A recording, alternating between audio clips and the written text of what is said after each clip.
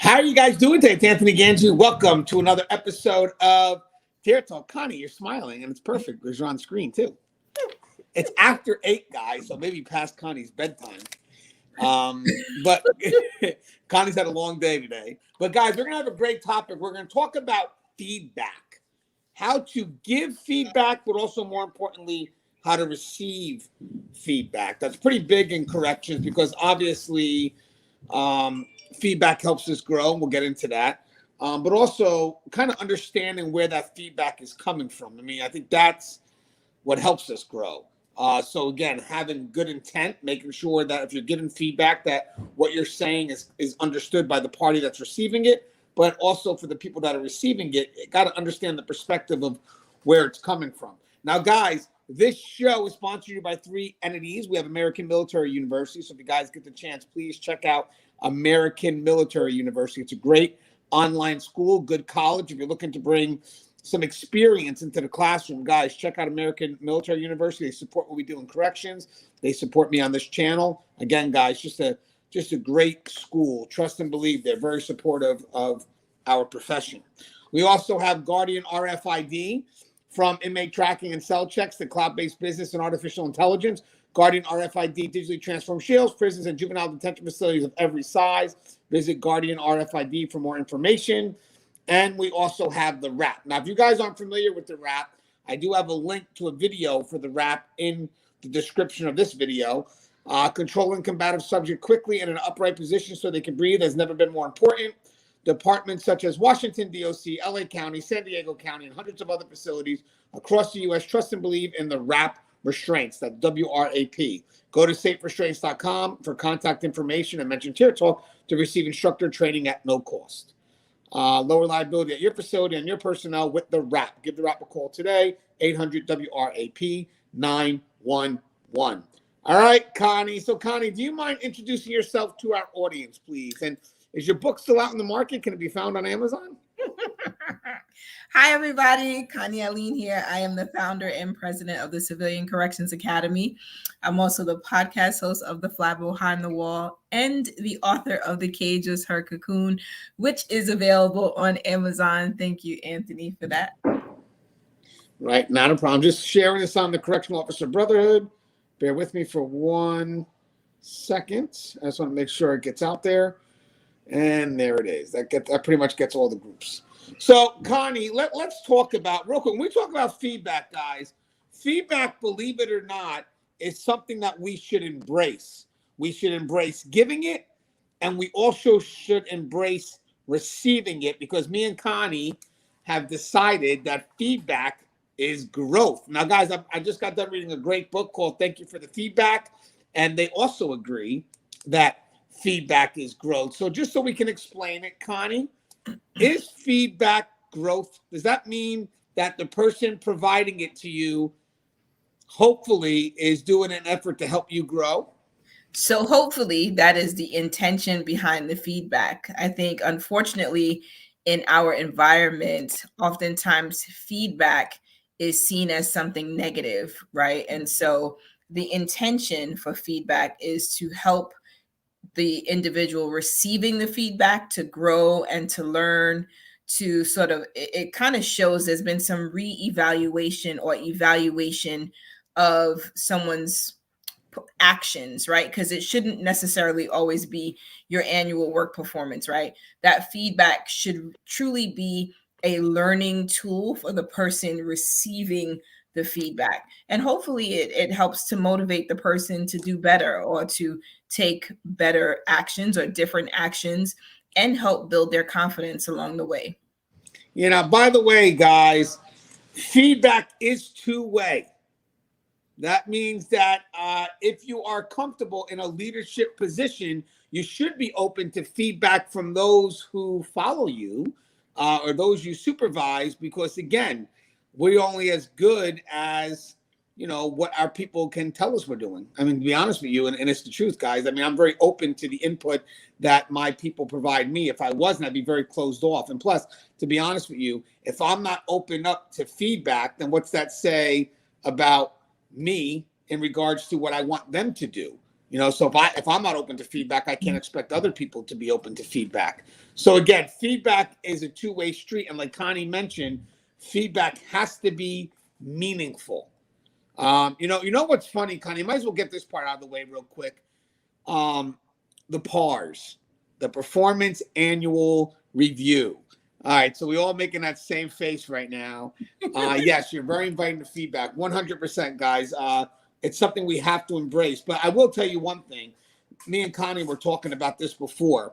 Feedback shouldn't be something that happens every 6 months or once a year. Feedback should be done on a routine base, should be very meaningful, should be encouraged, should be embraced by both the person providing it and the person receiving it. But I want to just get the PARS out of the way, because that's when people think about feedback on performance, which we're going to go a lot deeper than that. One of the things that we're talking about is PARS, even though we're going to express that pretty much feedback happens all the time if you're open to it. But having said that, the formal part of feedback is usually the Performance Annual Review. I have been on the side of receiving one. I have also given them. Connie, the same for you, Connie. So let's talk about PARS. I know we all, and here's the funny thing. You notice that when I said PAR, we all kind of went like, that's why, and the reason why, not because we don't look forward to it, but it's very structured, and it's not done, in my mind, it's not done in a way that is meaningful. That's my opinion, but Connie, let's talk about the PAR, the Performance Annual Review. What's your thoughts about the PAR system? How should it be conducted? How is it being conducted? So, it is something that's annual, right? And it is extremely structured. And, the few spaces where you could write some comments, I feel doesn't do it any justice to truly help validate or support the staff. Certainly, checking a box. We've all checked the boxes. And I think that's all that the PAR does, that it checks a box that a manager has touched base with their direct reports at least once a year. So for me anyway, I think the biggest challenge with that is that in order for an evaluation to truly be a value add to someone, like, you need to be able to specifically highlight things that they did or didn't do in order to evaluate. So what are you evaluating this based on? Wait, Connie, real quick, so I can comment on that. Feedback usually comes in 3 forms: evaluation, appreciation, or coaching. But the PARs are pretty much evaluation. Is that what you're saying? Yeah.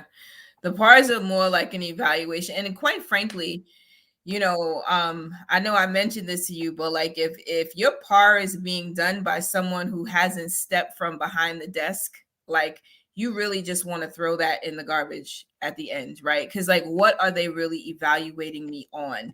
What exactly has that person observed me do, good or bad, that they are sort of rating me on the PAR? And I think that is where the rubber meets the road, right? That's why we all kind of just, oh my God, the PAR, right? Because is it meaningful? Is it the things that I did over this year, this annual period, that you're evaluating to say I did a great job or I didn't do a great job? And quite honestly, if I didn't do a great job 6 months ago, you probably should have told me that 6 months ago. I don't think that there should be a surprise when I get to the PAR that all of a sudden you're throwing something at me from 6 months ago that I don't even remember what happened, right? And then as I'm going through that process, just the mere fact that you let me go 6 months without giving me that feedback. You let me go the 6 months without correcting an action that could have been detrimental, which I mean, we don't know at this point, right? So yeah, I'm not a fan of the PAR. I get it. It's a check the box. The agency does have to cover themselves to ensure that all staff, we have touch base with all staff. And I think that that's pretty much what it serves, unless it's become more meaningful over the years and people are actually trying to add those contextual pieces into the PAR so that we really understand what I've done or what I didn't do that was correct or incorrect. Yeah, Facebook user says it great, kind of perfectly in line with what you're saying. You should have had feedback the day after your first day on the job. And also, I love this. I'm responsible for doing parts for my staff. It's something I look forward to doing. I individualize it to the employee, not the cookie cutter style. At the same time, I also try to make the employee a part of their evaluation. You know what's funny, guys, about the PAR? The PAR to me maybe is an end result, or should be an end result of the exchanges that you're having along the way. I mean, it should not just be that, hey, after 6 months, like Connie said, now we're going to finally have that discussion. It should. And I notice I said discussion. I just realized that PAR should be a discussion. I think that's probably because of what Facebook users said. It should be a discussion 100%, because here's the funny thing. We tend to use labels which could have different meanings depending on how it's interpreted, one by me, the provider, and then the other person receiving it. So we have to make sure of what it is that we're talking about, make sure we're both on the same page. Plus, if I'm the one that's receiving it, I'm going to want to know what makes you, like, let's say there's a level. We talked about someone saying, well, at certain things, you could be too aggressive. Let's just say hypothetically, right? So if I'm receiving that as, part of my feedback, I may want to say, well, can you explain to me how I've been aggressive in the past? So therefore, the PAR should be a look backwards, but the PAR should also be a look forward. Well, what can I do so I'm not that aggressive moving forward? But again, the thing is also understanding that label as, what do you see as aggressive? Because what you see as aggressive may not be what I see as aggressive. So it's very important, like what Connie said, what Facebook users said, is that there is a discussion, because if it is one-sided and it's just the person providing the feedback, just talking and talking, and the other person just doesn't really get a chance to ask questions or get an understanding of what that perspective is, you haven't solved nothing. Because at the end of the day, your definition of certain labels may not be how they see things. So technically, we have to make sure we're on the same page. That's why, to be honest with you, even though a lot of us have it prepared beforehand, it should not be written in stone. Right. Because there could be some misunderstandings along the way that once you have that dialogue, it may make you go back and say, let me fix that, because I understand where this person's coming from. That's, maybe I was wrong with that perspective. So it's kind of good to kind of leave some open areas so that that, okay, I mean, there are some things with a PAR that are very technical, like, if someone's not on time, stuff that's more documented. But there's also some things that, could be questions that could be subjective. And there it's a good idea to say, let me leave this open and let me get an understanding of where this person's coming from. This way you encourage that dialogue. But Connie, do you believe that that PARs should really be a discussion, but really the end result of just a routine feedback that's happening along the way, and this is where we're at today? Absolutely. It should. I mean, because I think we kind of prepare for it, right? So if in fact I'm giving feedback over what has transpired over the last year, it should also be a look forward, right? It should also be somewhat complementary, because there's been some action or reaction to the feedback you were getting along the way. So if, part of, it was, say it's aggressive, right? You were aggressive in whatever situation. And then along the way, you were given some direction. And then I was able to see that a similar situation presented itself and you saw improvement in this area. Like, I think that's what it is, that you should be seeing the progression from the time someone starts working up until that point of evaluation, where you can say, we had these touch points along the way, and we've seen some, changes in things that we've, kind of identified, which I think would be the right way for us to do it. Because truly, I come sit down in front of you, it shouldn't be the first time that I'm hearing of something. Right. And also, guys, the person doing the PAR, the person providing the feedback at this level, should be someone that's respected and that actually knows the employee, because it's very hard to separate the what from the who. All right. So if you're telling me what I'm doing wrong or what I'm doing right, even if you're telling me what I'm doing right, but I've never worked with you before, I'm not going to feel it. So we have to be able to connect with the person that's doing the PAR. That's why another big thing is that you're not giving out PARs to your supervisor so they could just get it done and say, hey, these are your areas, go get them done. No, you just got to ask the supervisor, how well do you know this employee? Do you feel comfortable doing their par? And that's the first thing. Does the person doing the par feel comfortable enough to do the par? And then obviously on the other end, it wouldn't be that bad of a question to ask the person, hey, I got your par today. How do you feel? Do you feel that, we could, do this par? Or you have any concerns with me doing your par? Because I know that sometimes, the facility can be busy, and maybe there's, if you're lucky to have, like, let's say an extra supervisor or whatever it is, and all of a sudden they give the part to the extra supervisor who's never worked with anybody before, who never worked with you, or maybe a supervisor from a different shift who's picking up on another shift, and, oh, I know you're here for overtime, but do me a favor, we got to get these pars done. It's like, yeah, but I've never worked with these people, so I don't feel comfortable doing it. And on another note, I don't think they're going to feel comfortable receiving it. And by the way, par, and we talked about this, or just giving feedback, which is really what a par system kind of is that it has to be given well, but it also has to be received well. So I don't think there's anything wrong with making sure that the person receiving the par is comfortable, but also definitely the person giving the par is comfortable. Would you agree that they should at least know the employees, that you don't just haphazardly sign these out? You have to know the employee, unless or else it would be meaningless. Like, what's the sense of you, someone I don't know, giving me a par? Like, I mean, the most I might do with it is fold it up and put it in my bag, right? Because in my mind, as the person who should be receiving the feedback and hopefully learning from this encounter, this discussion, you should be giving me some pointers on how to improve, right?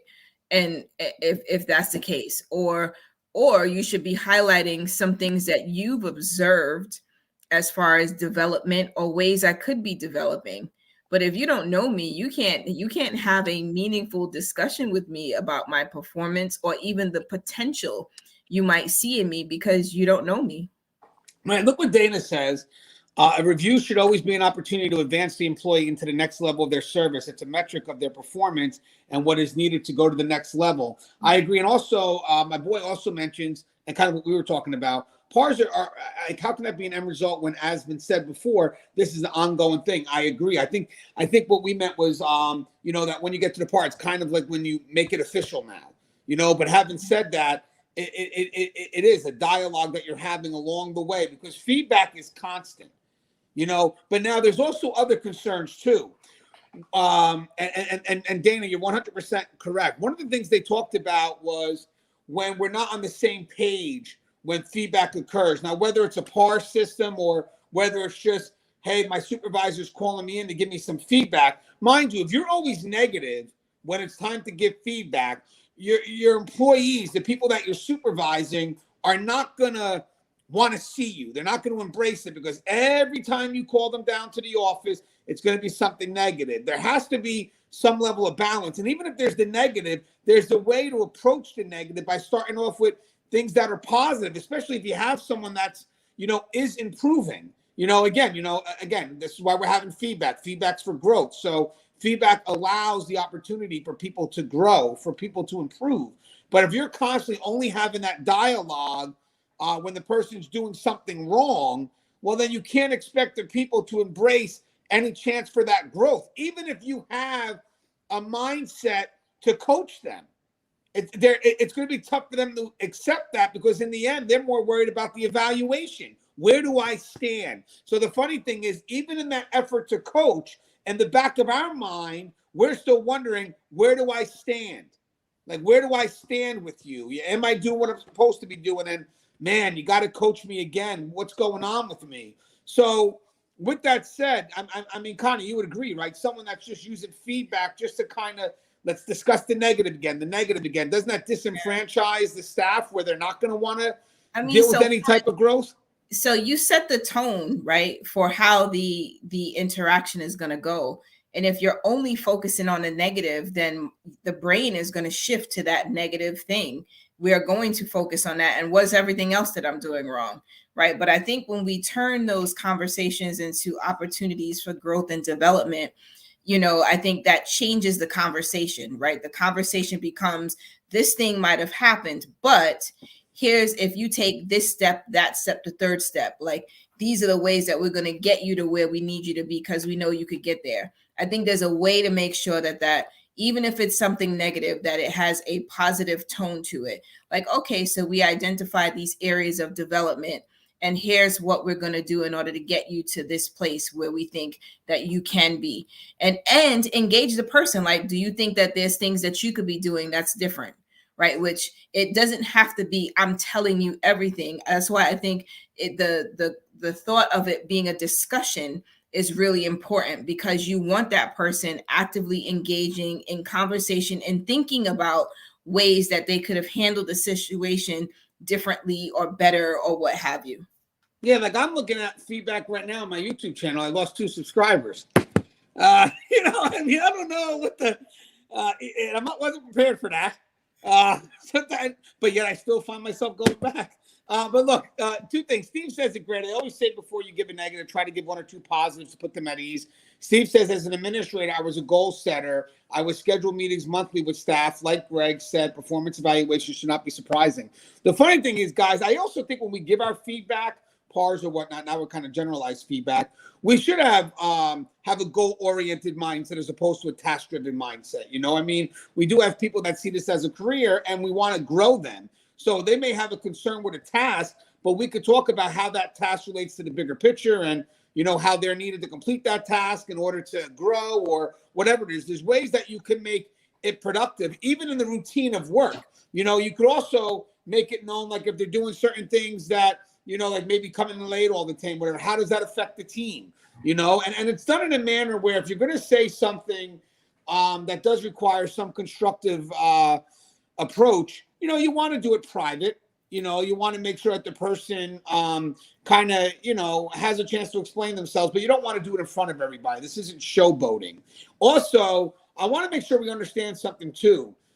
So when you approach feedback, you have to make sure that we're also both on the same page in regards to what's being given and what's being received. Because I could have someone that, let's say, I haven't seen in, let's say, 6 months, which is wrong, but let's say it happened, and they've been doing a lot of good stuff, and all of a sudden they come in expecting that they're going to be appreciated, and I come back and I start trying to coach them. Now, even if I'm trying to coach them, if I don't show them appreciation along the way, they're not going to be willing to be coached. Because at this point, they have gone above and beyond, and they're not, they're expecting to get a thank you or something like that. Because I think if you're not having these routine dialogues, like Greenfield said prior, the problem is the par may be the only time they have an interaction with you. So at that point, maybe they're hoping to be appreciated because we haven't talked along the way. I don't know where I stand with you. We haven't had dialogue along the way. So not only am I looking to be evaluated, I'm hoping you're going to say thank you, by the end of this. But having said that, if you have this dialogue along the way and it's kind of a productive thing, me and you working together, you're giving me some feedback, even as a supervisor, and I'm giving you some feedback and we're growing together, that would be key. Then you know what? Even if I miss the appreciation on the par, could happen. I hope it doesn't, but it could happen. Look what we've established. We're more than the last words that we say. We're everything we've ever said in the context of our relationship. So, there is some forgiveness there. But, again, that routine really does matter because it kind of adds a lot to that interaction, especially if it's a par. Now, some of the things that affect how people are going to receive feedback, there's 3 things. They talk about truth, relationships, and identity. We kind of touched on relationships before, so we'll just kind of go over it again real quick. If I don't respect the person that's giving it to me, if I don't trust them, if I don't understand their perspective, if I don't think they're competent, because it's hard for me to take direction from you if I don't see you as being competent, it's going to be very hard for me to see this feedback as being very constructive. So again, if we're looking to make this a meaningful moment, we have to invest time in who we select in regards to who we select them to do the part 2. So there's a couple of things you got to do. I got to find out who's good at doing it, but who's good at doing it with who, because everybody's going to have different relationships. All because Gangi's good with Connie doesn't mean Gangi's good with Greg or Steve, but Gangi's good with Connie. So Gangi works with Connie. They have a good rapport. You know what I mean? Let them work together because, again, it's a session of growth. And Connie, I do agree that relationship between the giver of the feedback and the receiver does really matter, right? Would you agree that's a big part of what's going to help make that interaction meaningful?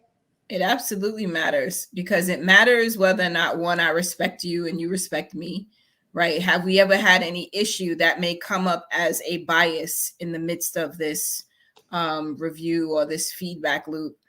And if there is some sort of bias, whether I have it or you have it, there may be some reason why I cannot receive your feedback, which in turn, I will not incorporate that feedback to improve myself or to actually grow. I think also, if the person giving the feedback is someone who has a reputation for something. So for example, if there's someone who shows favorites, or if there's someone who isn't typically present, like whatever is going on with that person, it will definitely have an impact on that exchange, as well as the way it will be received. And even the way it's delivered, right? Because if you don't really know a person, when you go to deliver a review, like it's awkward, right? You know, but if you know the person, you could know like, okay, this person is the type of person that I have a relationship with them. I can talk straight with them. Hey, listen, this is what's going on. This is what you need to work on, or this is where you did some really great things. It's appreciated, blah, blah, blah. There's other people who like you don't really know them so well. You know them well enough to do the part, but not well enough that you can kind of so I'll back up. You should always be professional when you're doing the par. I think your relationship with that person gives a different sense of ease while going through any feedback as you're sort of having that discussion with them. Yeah, and the how matters both on an individual level, the person giving it, but also on the higher level, how it's done through the department or the agency. You know, are we that careful in selecting who is doing it? And again, we talked about that. It's very hard for the receiver to separate the what from the who. Now, I will tell you from the receiver end, you have to try, because sometimes there could be some valuable information there. Now, like, you know, that's the tough thing. I mean, 90% of it may be bullshit, but there could be 10% that you may want to, oh, you know what, let me at least take a look at that 10%. But again, I can even tell you this: if it's someone you don't trust, or someone that you feel doesn't know you or doesn't have value to you and your position at that point, they could give you 100% great advice, but your failure to connect to them is really not going to make this a meaningful experience where you can grow from, par or not, you know, just feedback in general. We also have, and this can kind of also relate to who it is too, because we have certain things, let's say, that we give during feedback that we swear is not true. And again, that kind of touches on our interpretation of the data that we have in our mind and how we perceive ourselves, even though we have blind spots, and the data that is perceived through our behaviors from the person doing the par. So having said that, they may say, what we talked about, but just to go again, just a little bit more in depth, is that, hey, you know, Gangi, you seem to be very distant in your job and whatever it is, or you need to, you know, be a little bit more edgier, whatever the verbiage is, it's usually a generalized label that's put out there. Now, the funny thing is that because it's generalized, and I'm probably getting the wrong verbiage, but just hear me out, like generalized words that are used to explain who we are. So a label, I think a label does apply to that. And basically what happens here is we may define that label differently. So Connie, when she's giving me, let's say, feedback, she could say that I fit this label. Now, her idea of this label is one thing. My idea of that label is something totally different. So we're not connected right now, because at the end of the day is I got what I figure that label is. Connie got what she figures the label is. And technically we're both off on different tracks here, and we're trying to make an effort. So to kind of make this meaningful, it's not going to work because we're not in sync with, you know, what both our subjective interpretations are. So it's very important that the person providing the feedback is as specific as possible, but also the person receiving it, if you feel that's not specific enough, you need to ask the questions to get an understanding of what does that mean. So if someone gives you just I'm always using the word aggressive. I don't know why it's coming up, but hey, you're a bit aggressive on the job. Your question would be, well, can you explain some behaviors that you see me do that you are interpreted as aggressive? Now we start to get on the same page because Connie will explain the definition of what she feels aggressive is, and then I'm on the other end. Okay, well, you know what? The reason why I do that is this, this, and this. So Connie, understanding the labels, I think, or because usually the feedback usually does involve some levels of using labels. Would you agree that there has to be some understanding of what those labels mean that's consistent with both parties? Yeah, we can't presume to know what people mean by the words that they're using. I think yes, there is some ways that we can kind of see things eye to eye, right? Like, and we may agree that this is the way we're going to interpret the words. But I think if there's ever a point where you're getting feedback and some word is being used in a way that could be misinterpreted, that it's always important to ask the questions, what exactly do you mean by that? Or can you give me an example of that? Because then you kind of can understand the context of how the word is being used. And if that wasn't your intention, it's also an opportunity for you to talk through what drove you to take whatever action and how that word or that label could be misrepresenting you. And guys, that's both ways too. As I mentioned, the receiver also may have to bring it up. You can't just leave that on the person providing the feedback. If there's something that you're unsure of, you have to ask for clarification, because in the end, you could be resistant to what the person's saying, but maybe they're not expressing it right. And therefore, it's a good opportunity for you to say, can I get more clarification on that? Because in the end, guys, you can't leave this meeting confused.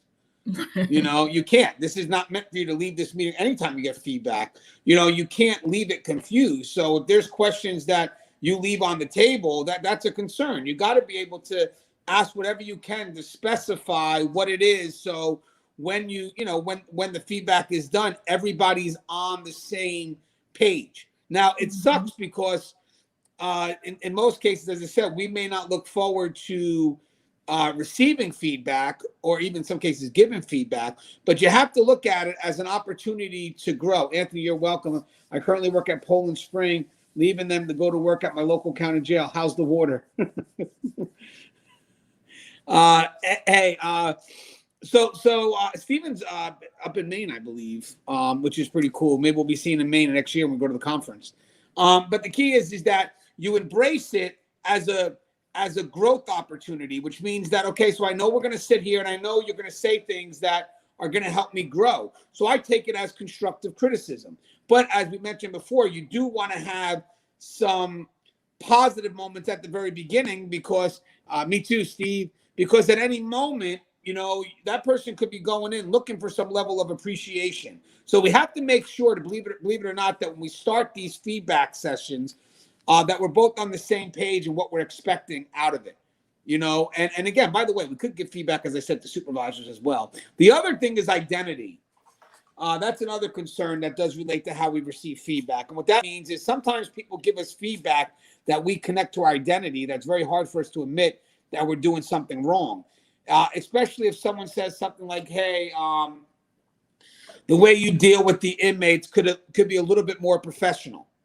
Now, what about if I see myself as a professional all the time? If I connect myself to that, that's going to be very hard for me to take in. That you're saying I could be a little bit more professional. I've connected that, to I am professional. I connect that to my identity. So my question back as a receiver, because I think that, again, a label that's being thrown out there, professional. What does professional mean to you? What does professional mean to me? And let's just make sure we're on the same page. Because sometimes, but no, I think that kind of fits what we were talking about, is that, your definition of professional, which we should be on the same page with this, but it could be different. There are people that, may say, well, you know what, Gange, you're talking to the inmates too much. Okay, I get it. But maybe I'm the officer that, is, hey, you got to take a program. This is where you got to go. Maybe I'm just more involved in what they're trying to accomplish, professionally speaking. But now they're trying to say, well, you're talking to them too much, and that makes you look unprofessional because that's not what we do as custody. Well, I think we're a big part of that. I think we are involved, and I think there's nothing wrong with giving directions and expectations. But having said that, there's our dialogue there. But that level of professionalism that the supervisor has may be different than my level of professionalism.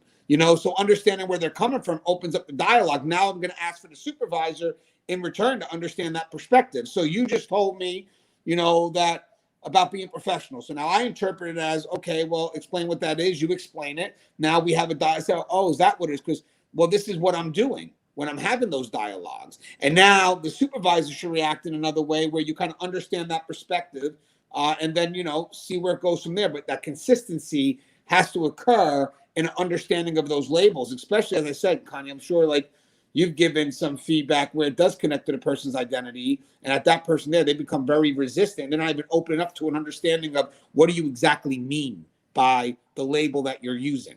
Yeah, so I think that we just have to be mindful that sometimes, even if we don't like the feedback, it doesn't make the feedback untrue, right? Even if it's a label, right? Because, I remember talking with someone saying, I felt that they were over identifying with the inmate, right? Like, and from the outside looking in, that's what it looked like. And so I think being able to give an example of what that looks like, as much as we know, like, no one should be over identifying with an inmate, which means that you could be possibly compromised, or you're on that trajectory to be compromised, right? And so the person received it in a very offensive way, even though that wasn't the intention. The intention was to call the attention to the behaviors that made me think they were over identifying so that they could correct themselves. So I think that's sort of the two-way street, right? That whether you're professional or unprofessional, you're identifying or over identifying. When you personally connect to the message, right, good or bad, I think that's when, that line of communication may get closed, because now I'm no longer interested in your feedback because it doesn't reinforce something positive within me. Well, that's the concern now, because now the feedback could be based on really good intent, Right. but unfortunately now it's lost. And the funny thing is even if you go in with good intent, the intent, it's really about your impact on the person you're having that meeting with, regardless of what your intent is. So you may have had an intent to go in with good motives, but unfortunately the person that you were talking to was impacted in a negative way. And again, maybe because you weren't so careful with the words you chose and how that could be interpreted, and then not giving that person a really good, clear definition of what that word is. Again, what that label is. That's why, again, I'm going to put it on also the person receiving it, because I don't think that may not always be the fault. I mean, yes, no one's perfect, but I don't think that's always the fault of the person providing the feedback. I think that sometimes you have to ask for that clarity, because as I said, you didn't think nothing wrong with the word, and I get it. But that person, if they thought there was a concern, instead of going inwards and becoming resistant and folding their arms and just now they don't care, you could even ask, okay, you know what? I'm sorry, you said that word, I over-identify with inmates. Can you explain what behaviors lead you to think to that I've done in the past? And once they explain it, you could either, as a receiver, oh, is that what you see? Because in actuality, my intent is this. It's just not, I wish it could be seen in my behavior. My intent is this.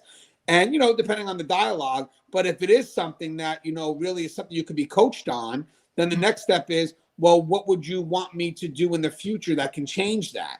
But again, if you don't get past the evaluation part of a feedback, you're never going to be open to the coachable part or the appreciation part. So I like to think that most of the time when we walk into some level of feedback, even as a supervisor, by the way, before we can feel 100% appreciated, or before we can feel that maybe there is some advice we're willing to take, you have to kind of let me know where I stand. I think that's usually the first thing that we want to know during any type of feedback, because if I know where I stand, then I know exactly what I need to do.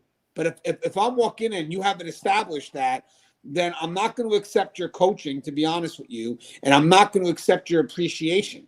Crazy that may sound, but it's true, right, Connie? I mean, I think a big part of feedback should establish at first where we stand with each other. I think that's a good foundation before you decide to make it into, I mean, don't get me wrong, guys, you can have feedback that really just is about evaluation and where you stand, which to me is not constructive at all. It's not a meaningful relationship. It's just basically, this is what you've been doing. This is how it's affecting the team. This is how it's affecting the agency. And then let the person leave. That's garbage. I think once you establish a good foundation of, okay, this is where we're at. This is how it is. This is what's going on. This is how you're affecting this, this, and this. Then, but here's where we can help each other. Here's where I can help you get to where you need to be. So next time around, we're not doing all this. But again, if you don't let that person know where you stand, how do you expect them to be open to being coached or even being appreciated? Would you agree, kind of, that evaluation, knowing where you stand, is probably the most important thing out of the three when it comes to feedback? Yeah, I mean, like, if I don't know where they stand, I don't know where they're coming from either, right? So I'm probably not going to trust the evaluation, only because I don't know for certain where they stand or where we stand, right? Like, we don't have no beef, right? Like, as long as we don't have no beef, there's no, negative undertone to it, then, you can kind of just receive the evaluation in the spirit that it's given. But I think when you are uncertain, maybe you guys may have had a disagreement at some point in time and you think some of that might be creeping in, right? Like, I think it's also okay to clear the air, right? Like, so as the deliverer of that, if we've had some discord, I think it matters that I'm able to clear the air on the discord and then go into evaluation so that you could see that I have the capacity to separate whatever that situation is from this particular evaluation. But a lot of times, people tend to ignore that there's like some strife there. There's something that could cause a swing or some sort of bias in that discussion, even not even in the part itself, because it may have already been written, right? But in the discussion, the way the narrative is sort of played out in that interaction, I think can cause an issue as you try to deliver that. Yeah, and I love the fact that Steve says many people will ignore feedback if they feel it will not affect them financially and for promotions. I'm going to tell you something, guys. Those people are the ones that you could easily figure out, because feedback is the way we grow in this career. So for people that are ignoring it because they expect every time they get feedback there's going to be an external incentive, they're never going to move. You can't, because if you're sitting there not willing to listen to anybody talk, I mean, even as a supervisor, as I said, you're going to learn a lot from the people below you. So if you're going to sit there and cut them off because they're below you, and I'm at this position, I made it, I don't need to listen to them. Well, then you ain't going to grow as well, because again, even as we move up, we still represent a team. So you have to have feedback even as a team setting, and I'm going to tell you something. Me and Connie discussed this too. As you move up, honest feedback becomes rare, because it's true, so you have to let people know right from the get-go. And this really does matter, guys, is that you want that feedback, that you embrace it, that you look for it to, that you're looking to grow. But real feedback, because guys, and I do agree, as you move up, people may become fearful of giving you the feedback that you need. Instead, they give you the feedback that you want. So having said that, if you're representing a team and you're sitting there and you're not willing to, let's say you give off this persona where people are afraid to give you feedback, well, then the people next to you eventually will stop talking, or they'll only tell you things that won't help you grow, because again, they're not based on what you need to grow. They're based on only what you want to hear. And Connie, Connie, I'm sure you agree with that, right? About moving up and honest feedback changes. Yeah. I mean, I think as you move up, you've got to be more, I think, I don't want to say skeptical, but you take it with a grain of salt, right? Like, it's kind of like, if you know that person and like they've substantiated whatever that feedback is, then you can take it and truly process that and incorporate any suggestions or changes or what have you. But I think the challenge comes when you have people that are always telling everything's good, you're great, you're great, you're great. And that doesn't help you, because then you're in a space where you're thinking like, I have no more growing to do, or this, I don't have, like, I've mastered this thing. And it may not necessarily be the case. Well, you know what's funny is, I like what you just said. Yeah, everything's good. And then if you're a very insightful individual and you know your vulnerabilities, and everybody around you keeps on telling you you're good, and then you look at your desk and your shit's in all the disarray. Like, come on, guys. I'm fucked up, man. So but it's true. Like, you know what? I think as you move up, me and kind of discuss this on future shows. Whoa, we're tired.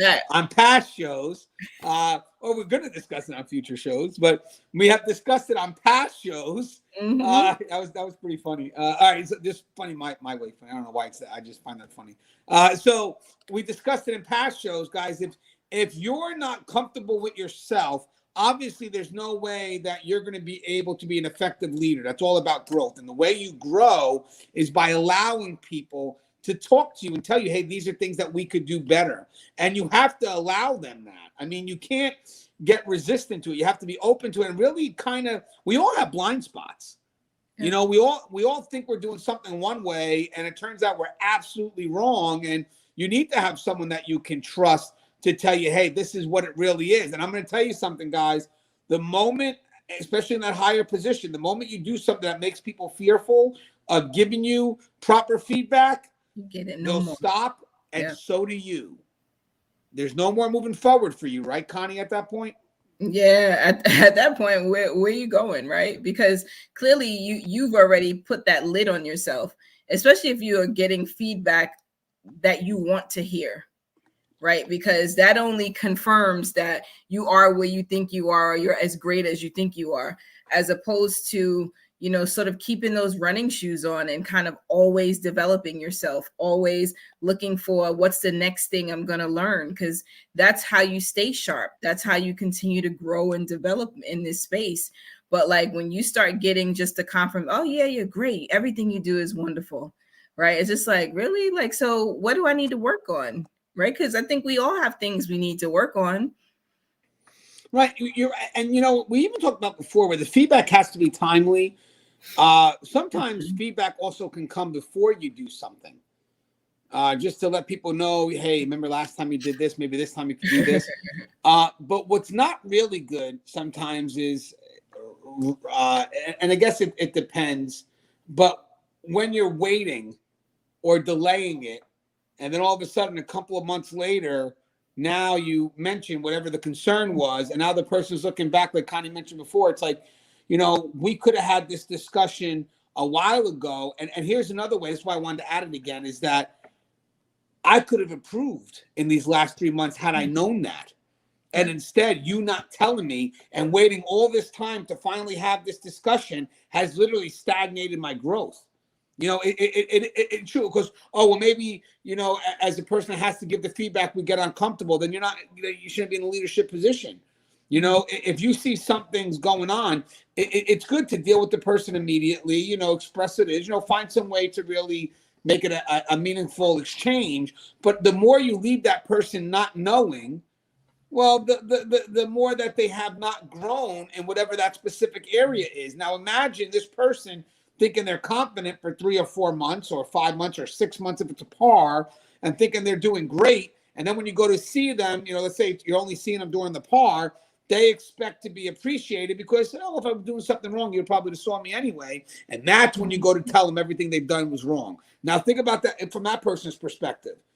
Man, 6 months of wasted time, because it doesn't matter how confident I felt up until that point. You just shut me down, and that shut down didn't just happen at that moment. It's traveling backwards now at the moment when it originally occurred. So, again, the feedback has to be timely, purposeful, and as I said, for this case here, a little bit strategic. Waiting 6 months down the line, and the person's gaining confidence in all the wrong areas, and then I'm just saying, and then now when they go up, it's like they expect something, and again, this is where kind of said the rubber meets the road, is that they're expecting a different outcome here, and all of a sudden you're quick to say, hey, for the last 6 months, I've been noticing this. To me, If I was on the other end of that, that would be very hard for me to find anything meaningful. Because I could just picture myself, Connie, saying first thing back is 6 months I've been doing shit wrong, and you haven't told me. Right? Would you agree? Yeah, it's hard to digest that. There's just no way. And honestly, I was like, what kind of supervisor is this? Like, I probably wouldn't say that. I would think that in my head, like, what the really? Who lets their staff just go out and fail every day? Right? Like, because that's the translation, right? Like in our environment, we know that certain actions, behaviors could be detrimental to our lives, right? It could be detrimental to the lives of each other. And so for 6 months, you let me just be out there doing dumb shit. Like, and I don't know, I think it's right? Because I mean, in hindsight, of course, it's like now I'm getting the feedback that like, yeah, you shouldn't have been doing that. But like, so I just got lucky that, the inmates didn't see that this was, an area of weakness for me and capitalize on it. All right, so we're open to outside questions for a few before we pack up. So if you guys have any questions, just ask. But again, I think the gist of this dialogue is making sure, first off, that these are very meaningful exchanges, that we're on the same page when we're talking to each other, that we know exactly what we expect from each other because we look for clarification. We try to avoid triggers in ourselves if you're receiving it, triggers that maybe question the truth, question the relationship of the person that's giving you the feedback, or messes with your identity. Because again, there could be some valuable insight there, but if we close ourselves off, we may not be willing to receive it. So even if you may not trust the person giving it, you could still ask questions to try to get a perspective. Because I mean, that's the key. I mean, the concern is as we mentioned, I think the biggest concern when it comes to feedback is, I think the two things that matter to me the most, as we discussed, guys, just to be aware, is the relationship with the person providing the feedback and the person receiving it, and also how they define the generalized labels that are being used during that feedback.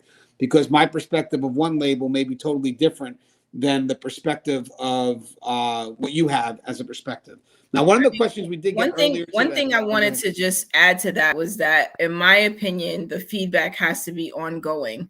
So if I've given you some sort of feedback, it's not necessarily in the space of the PAR, but just in general, right? Like if I've given you some level of feedback or you've given me some level of feedback, I think that the ongoing part is giving me some sort of, here's how you're doing along the way, right? Like, because I think you don't want the person to be thinking they're heading in the right direction, but they're not. Like, this is totally not what you were expecting as far as any growth or development into the right area or into the direction of improvement. And so I think when you don't have that ongoing, or when you do have the ongoing, it helps you build that relationship along the way, right? Like this person is really, checking to see that I'm improving and giving me tips to help, right? As opposed to, I think you're aggressive and then I send you along the way and we've never had any other exchange until next year when you tell me I'm still aggressive. Right. And Connie, what you mentioned something is actually good too, because Joe's saying, why the hell would you wait all year when it's something you can fix right then? Don't let them hang their ass in the window all year. Just don't ask them when they're at the end of their shift out in the car. Hey, what's funny is the reason why it also has to be routine is because eventually people fall back to complacency. Yeah. So good effort to follow up and, keep on encouraging good positive feedback will stop that push, whatever it is, or the pull to kind of go back into decline and complacency. Oh, that's from my book. Oh, that's good to know. Thanks, Steve. He got my book today. He's reading it. I appreciate that. By the way, the book is on the market, Inmate Manipulation Decoded. Get it as a good Christmas gift. Supervisors wait all year because they fear conflict and either weren't trained correctly themselves or they should not have been a supervisor in the first place. I do agree. We kind of touched on that, but let's reiterate on some of that, though, because that does worth touching on again. If you're a supervisor, guys, there's nothing easy about giving feedback. I get it, because there are going to be moments where it could be a little uncomfortable for both parties. But having said that, if you look at it as an opportunity to grow and an opportunity to teach, I think it could be something that you do welcome, but again, also the people receiving it, you want to highlight positive before you jump into the negative. But like Connie said, and everybody else here, is that if you keep it within the routine, it's just another moment, where you get a chance to kind of, give them the positives, but also critique a little bit. Now, for those that see it as a conflict, now, as a supervisor, you can't be afraid of conflict. Don't get me wrong, but for the feedback, you shouldn't see it as a conflict. This is an area for us to make a very meaningful connection with the people that we're giving the feedback to, something that they could take with them for the rest of their career. So it's very good to kind of see this as a growing point, to make sure everything you said is understood. And, I think for me, it's an opportunity. I don't even see it as a challenge. I see it as an opportunity. But for those that see it as a conflict, or for those that see it as I'm not looking forward to this, their mindset is not where it needs to even be giving the par. Same thing for the people that are receiving it. The people that are receiving it, their mindset's not where, this is going to be another day like this. Oh, another thing, I might as well, baselines of individuals. So you're going to have individuals who baseline are either very negative, and there are going to be some who baselines are very high.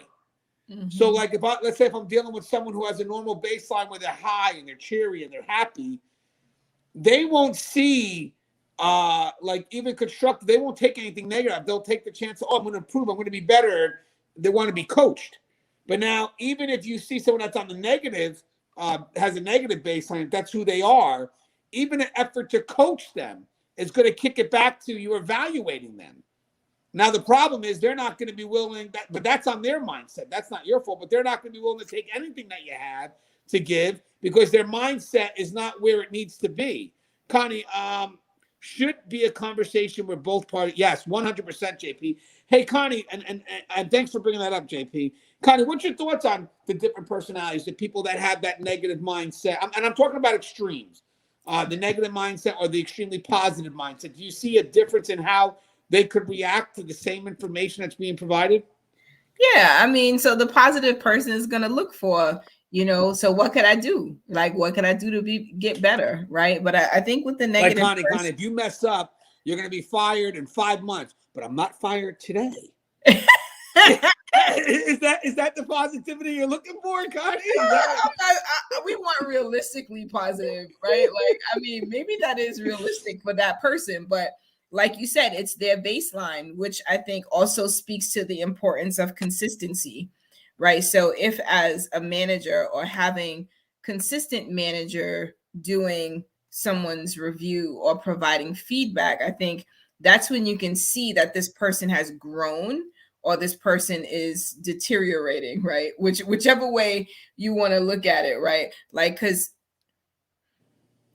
if someone who's usually negative, they come in and you give them their feedback and they're like, oh, I never noticed that about myself, right? Like they're receiving the feedback and it may not be the response that you want, but they're not confrontational in the moment. Whereas maybe you were expecting a confrontation, but the person has taken a step back, which means that there's been some growth, right? Because now they're actually thinking about their behavior and you've brought something to their attention that they're even considering, right? And I think that as we look at the way people are responding, like as the person giving the feedback, we shouldn't come in already thinking this is going to be a great encounter or this is going to be an awful one, right? Like I think, yes, there's sometimes the person who you're going to be meeting with and you might kind of brace for the confrontation that's coming, or you're looking to, this might be an easy one. And you just never know, I think, in these instances, what's going to trigger somebody. I like what Joe said. By the way, I lost 6 subscribers now. Oh my God. Well, no, it's not. It's just an algorithm. It just is what it is. You also have to be careful when addressing an employee during evaluation period. You have something to wear their hearts. You have some that wear their hearts on their sleeves. And when you point out their negative, that's the only thing that they work on. And they let all their positive go to shit. You got to make sure that they keep their even balance going. That's really spot on, Joe. I think that's something that most people, when they're given feedback, they may not understand the importance of that, because you could start off, like we said, with something positive, to try to set the mood. but then you come back with something negative. That's all they're going to hold on to, because You negative gotta carries know more your weight. people. Yeah, the negative carries on more weight. So that sometimes if you do have a good employee, and again, it's something that you're looking to help them grow, you have to show them that there can be growth and their potential within that negativity. So if there's something that they keep on falling back on, then you have to keep on showing them that there's potential for them to meet that expectation. You don't want to let them leave hopeless. So there's a way to express the negativity, but then highlight their potential in meeting the other end that has to be accomplished, whatever that would be. But 100%, because you're right. Everything that will be said now becomes meaningless. So it's always good to know. It's always good to know, guys, that when you're doing these feedbacks, the person providing it anyway, that the negative is going to carry a lot of weight. So it's not the thing you want to end on, because you could, express a bunch of negatives. And all of a sudden, the person starts looking inwards and start wondering, like, man, this is too tough for me. What can I do? And you're not giving them a chance of hope. So there's always a chance where you can express those concerns, but find a way to show their potential and their chance to grow into whatever it is that they haven't met yet. Because again, one negative can negate the whole value of that meaningful discussion. Here you are. And by the way, it's another thing to touch on real quick.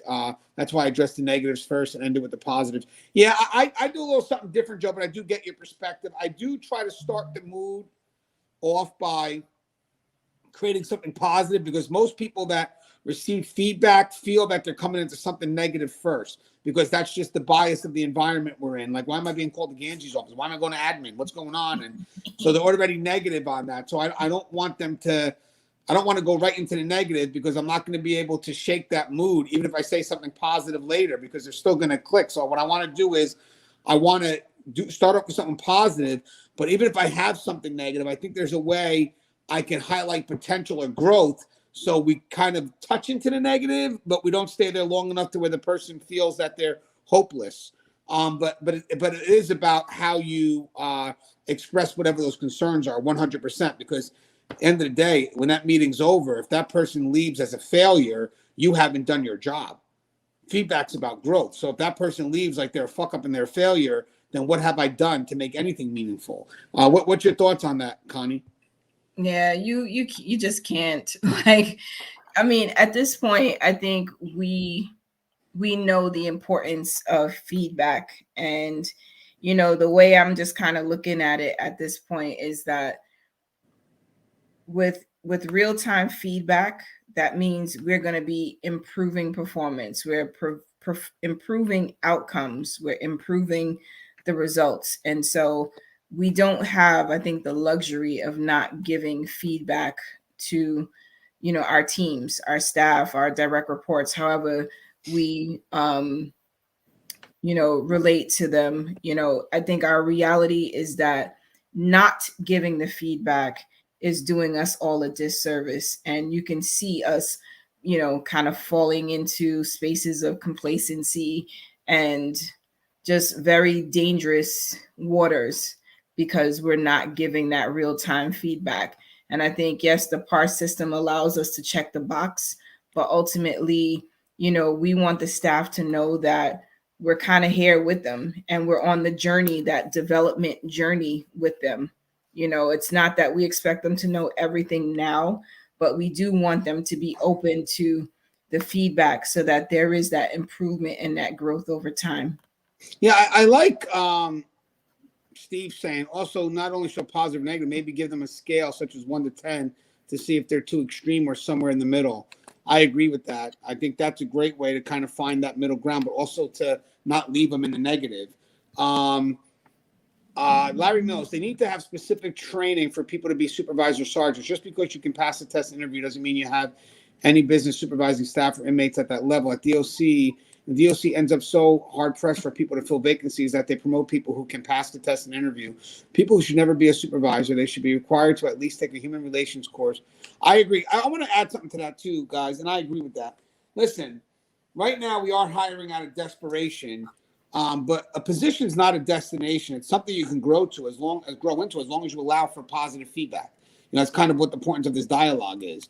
So I've learned, because we have been hiring out of desperation, it's not always so much about the time someone has on the job. It's more about how they've evaluated their experiences and their willingness to keep on learning as they move up. I mean, these are different times now. We're not going to get people that have 5, 6, 7 years in. We're getting people that have 2 or 3 years in. But that doesn't mean they, came in with the wrong mindset. They could be coming in with a mindset of, position is one thing, but it doesn't mean I can't grow into something. We were in Nebraska, and the person had a concern because he was forced into a supervisory position, and he wanted to be the best for his people.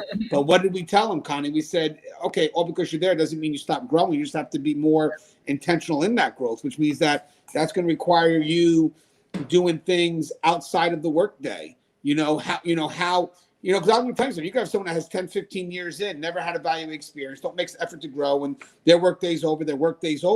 And then you can have someone that's been involved, evaluates their experiences, learning every day. And when they're home, they're reading a book, or they're talking to somebody, or they're trying to get more and more because they're looking to be better. So for me, I don't want someone that thinks they're the best. I want someone that knows they can get better. I think that to me, and I don't know if you want to make that a shirt. I just made it up right now. But that is the truth. I don't want someone coming into the position thinking I made it, I'm done, that's it, I'm good, no more learning from here. No, you continue to learn. That's what the next step's for. And how do you learn? You learn all around you, but you do learn a lot from the people that you're now supervising. So again, that kind of touches into the feedback dialogue. Are you open up to hear what they have to say? So I love what Larry says, because if you have people that are moving up that don't have that personal relationship, dealing with people, well, the problem is then they're going to be stuck at that position, hoping that their position gives them this level of authority, and it doesn't. It may give you the right to lead, but eventually people are just not, they're only going to do what's in the, let me tell you something, guys. If you want people to do more for you as a leader, then you have to do more for your people, which means that if I want people to go above and beyond their prescribed role, then I myself have to show that I value them, and I as a supervisor, I serve them. So again, not listening to them, not valuing their feedback. Come on, guys. I mean, who the hell is going to? First off, I'm not going to grow, but who the hell is going to appreciate me? Because not taking their feedback means that I don't appreciate them. But where do folks find the time to do extra outside training when they're working 60 plus hours a week? I thought of getting on a degree in criminal justice. I can answer that. You want me to go first, Connie, or you want to go first? You can go. Okay, so first off, time is relative. If you're pushing for something, believe it or not, you can come up with a million excuses not to do something, or you just jump in it and eventually you figure it out. When I went back to school, I had a newborn on the way. I had a bunch of things happening, working second and third shift, getting no sleep. But I said, if this could be my excuse, or I could just do it and figure it out. So this is sort of like just jump in, and just see, how it works, because this will wind up being your excuse not to do it. And I'm going to tell you something, guys. There's a lot of things that we do in our life, like waiting online for something, or, going to the bathroom, whatever the hell it is. And you got Kindle now, and guys, I know online courses, whatever. I mean, the problem is if there's a will, there's a way.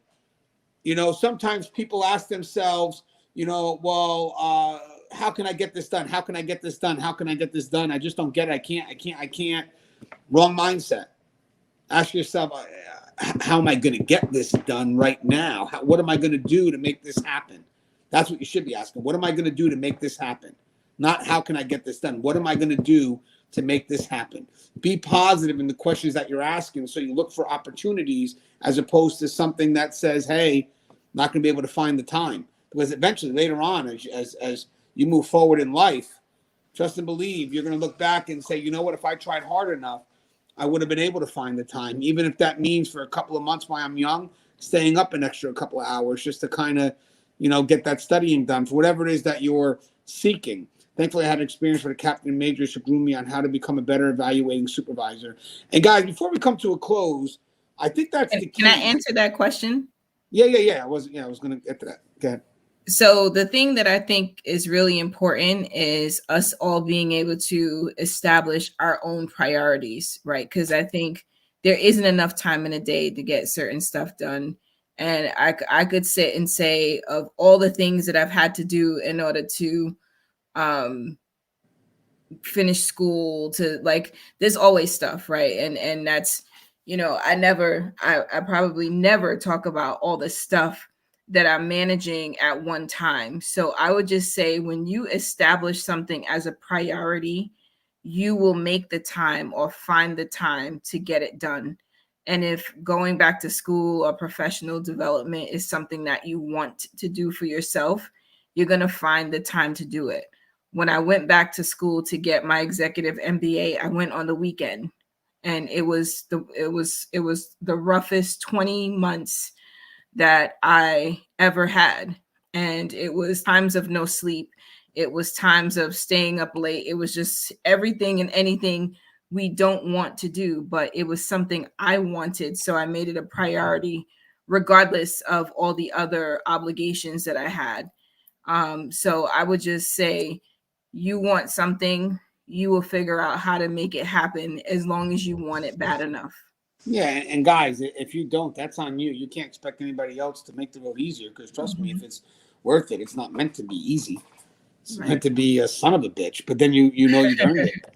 I find ways to read one book a week, and trust me, it's chaotic here, but I find time to do it, set it aside, and I get up an hour early every day. I get up at 5, read a book, get my mind going, and then get ready to go to work. Then before I go to bed, probably before I go to bed, I usually listen to a podcast or something. I listen to a podcast on my way to work sometimes too, as I'm driving.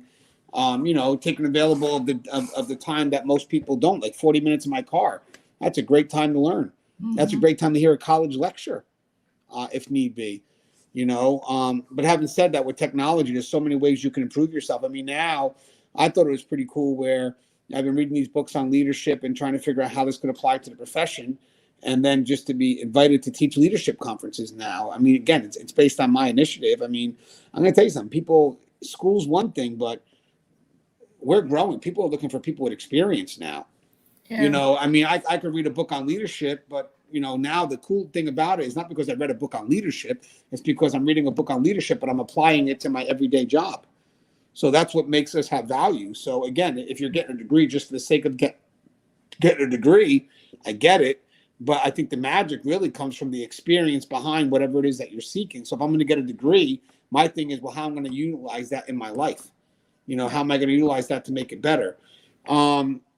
I thought it was a good dialogue. We're going to do one Thursday on escapes with Russ. I don't know if Connie's going to be involved in that if she wants to, of course. But Russ is in the dialogue now, and we're going to do a live show on dealing with an escape. Russ is going to share some stories. And then I think it's going to be a good dialogue. We'll cover some generalized concerns that I believe every facility is going to have different policies and procedures, but there are some generalized things that I believe will be discussed in the topic that could apply universally. I believe so, because it's really where the biggest liability is, which I don't think changes much from facility to facility. But Connie, you have anything you'd like to say in closing? I just want to say, listen, I know that feedback can be difficult, but the reality is that it needs to happen in order for us to continue to grow with each other, right? For us to learn more, we share the knowledge. It makes us all safer. And so, I want to check out the rap you mentioned at the beginning. It makes us all safer. And, they're saying that with good feedback, we increase staff retention. And, could that be the answer to, some of our staffing problems, right? That, people are going through situations and possibly feeling alone in that situation. They're not getting support. They're not getting feedback. They're not getting input. And perhaps that is key to us sort of helping to keep our staff informed and keep them safe. So give the feedback. If there's confrontation as managers, we deal with that. Hopefully we've all gone through some conflict resolution training, and we're doing what we got to do in order to support our staff. Yeah, and guys, the reason why it was good to have this dialogue is because feedback is very important in our career, but not scheduled feedback. Routine feedback, like we mentioned, feedback that's spontaneous, not expected. I mean, again, you never know the impact that you can have on somebody by just saying one word. You know, it's funny. I was having a dialogue with somebody today, and it was related to feedback, and I said something that just came out of my mind where it was about an employee, and I said, you know, it's a shame when someone's existence relies on someone else's failure. And I don't know where the hell that came from. It just came in the moment.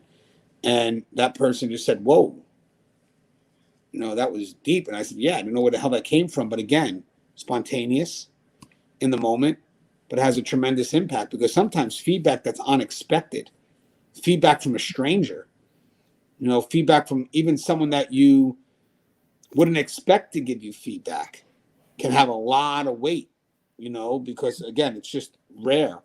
But having said that, I say we embrace feedback. We find a way to be positive. We look for clarity. We take feedback as a way to grow. And again, guys, just as a closing thought, you know, feedback usually comes in three forms: appreciation, coaching, and evaluation. Most of the time, it's probably going to lean towards evaluation. Where do I stand? But be open to the fact that this is your chance to grow. So be coachable. And I think me and Connie were talking about it, and I guess we can end on this question. In order to have that positive, meaningful interaction, is it dependent on the receiver or is it dependent on the giver? I'm going to lean on saying 50-50, but most people are leaning now towards 90-10, the receiver. Connie, real thoughts on that? Real quick before you go, would you agree with that, or you say 50-50? No, I would have to say it's probably closer to 90-10, because that person receiving the feedback has to be able to receive it. It doesn't, you could write the best part, you could put together the best notes for feedback, but at the end of the day, if the person doesn't receive what you're telling them, then it goes nowhere. All right. So again, you know, that I'm going to put that up as a poll on my community channel. Well, Care Talk, we have a community spot. And by the way, let me just look at my final feedback. I started with 18,280 subscribers. So here's my feedback: 18,275. I only lost 5. Not a bad day. Oh Some my people God. see that as negative, but I only lost 5. There's a good way to find the positive. All right, guys, as always, stay safe.